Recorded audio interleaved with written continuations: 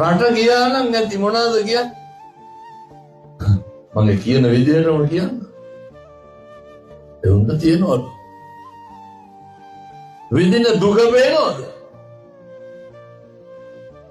ඔය අවුරුද්දකට දෙපාරක් විතර නිවාඩුවක් හම්බුනහම සපත්තු දෙකක් දාලා සීතලට ජැකට් එකක් දාලා මල් ගහක් ගාන ඉඳන් ෆොටෝ එකක් දාන එක නෙමෙයි ඔගේ තියෙන්නේ. රටේ ඉන්න තරුණයන්ට නින්දක් තියෙනවද? මේ රටේ ඉන්න තරුණයන්ට අහන්නකො සම්බෝලයි කරවලයි කෑවේ කවද්ද කියලා අන්තිමේට. එහෙම නැහැ. ගමක් පන්සලක් වෙලක් පිට්ටනියක් යාළුවෙක් ඉන්නවද? අපිට මේ දවස් 4කට 5කට ගිහිල්ලා ඉන්න බෑ. පිස්සු වගේ හැදෙනවා අයියේ. ඒ තරුණයෙක් විඳින දුක.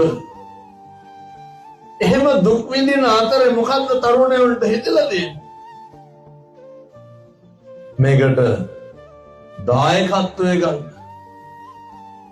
ඒ හිත්වලට පින්නසනේ ප්‍රාර්ථනා කරු විදේශගතව රැකියා කරන මේ තරුණ මහත්තුරු ලෙඩක් දුකක් කරදරයක් කවදාවත් හැදෙන්න එපා සාදු කියලා ප්‍රාර්ථනා